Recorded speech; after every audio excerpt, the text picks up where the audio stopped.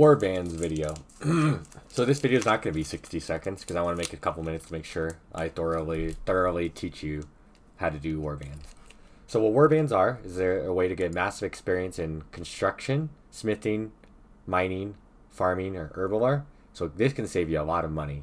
And so this is one thing you can do every day, once per day, on 3 different worlds, based upon game time, not your time. Your time doesn't mean anything, unfortunately.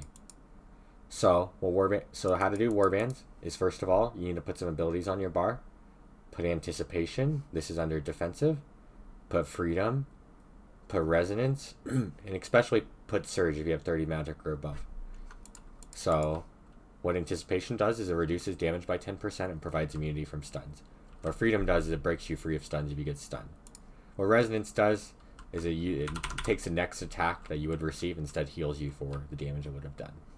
So what you need to do, Warbands are essentially a Phoenix necklace, which costs about 7.5k on GE, and a shield of any type. I just like wooden shields because I think they're the style. It's Fashionscape right here. So aside from that, you need 3 food. So how Warbands works is every 7 hours you can go into Discord and type Warbands, and then it'll tell you when the next Warband is. They happen every 7 hours, but you can only do it once per game time day. So what happens with Warbands is the general concept is you're going to get supplies from a tent, and then you're going to run them back to this guy, right click him for rewards, and then you're going to turn in for XP. Do not turn in for gold. And then you're going to hop on 2 different worlds to do the same. So where we go to do this is we go to Black Knight's Fortress. Right there. So we're going to travel there real quick, and I'm not going to speed this up because I'm too lazy. So Warbands can be in one of 3 places. Level 9 wild, east of Lava Maze, or there's like a level 30 wild location. But instead of doing that, what we do is we go to this location since it's quicker and faster to get out of the wild. And Warbands last essentially 13 minutes, 13 to 15 max. It's easier to get out of the wild and do this on 2 other worlds just by going to this one. So this is what a dead camp looks like. So what we do as a clan is we spread out on different worlds, and then we call which worlds are good. So a good world, I have a picture, looks like this. Or something similar. It might not be these specific monsters, but there's something in here you can click. So this one's white right now, so this is a dead camp, because it's not active. If this world was active for this location, you would click this and you would start channeling. You want to make sure you don't get too close to the monsters, or you don't start attacking the monsters, or you mess up the world. And what that means is the world will last for 5 minutes before all the tents collapse again, opposed to 10 after the channeling. So you'll channel, you'll have this bar under your head, you'll go through the full process, and then you will get prayer experience and then summoning experience. So basically you'll see this, you'll channel this, new monsters will come to fight these monsters.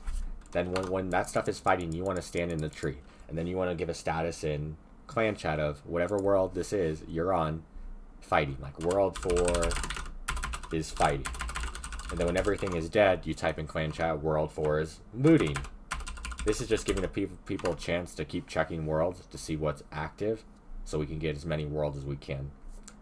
So after everything's dead, 3 of these 5 tents will be clickable. So what you'll do is you'll click on a tent once, and it'll let you loot a full inventory of these supplies. When you have these supplies, you can't log out, you can't teleport. So you want to get out of the wild. So you just want to get out of the wild. So some tips: when you loot, anybody of any level can attack you. We've had a level 3 in clan do this successfully, so there's literally no requirements.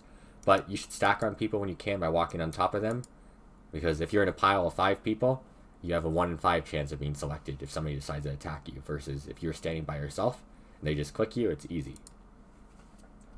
So after you get, so you always should be looking around you and seeing if anybody's just standing around and has a bunch of gear on and they're not looting, because that's usually a sign they're going to attack somebody. The first person to move usually.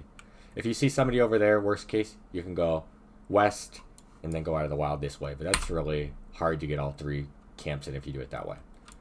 So what are you doing when you start to go back? When you get a little bit here, you can hit Anticipation in case somebody tries to stun you. This will prevent your stuns and take damage. If somebody does stun you, you need to use Freedom, and if somebody's attacking you too as well, use Resonance like this, and that'll heal you. Make sure you also have your prayers on, depending on if they're range, magic, or melee. So you get out of the wild, you run your supplies, to the guy Quercus, and then your hop world, so based on what other people in clan chat have called, to do that 2 more times. You get a ton of experience in very little time. So I know this was a weird explanation without actually doing it, because I think it's just going to be too hard to teach in the moment. So this is just a brief explanation. If you have questions, we can talk further.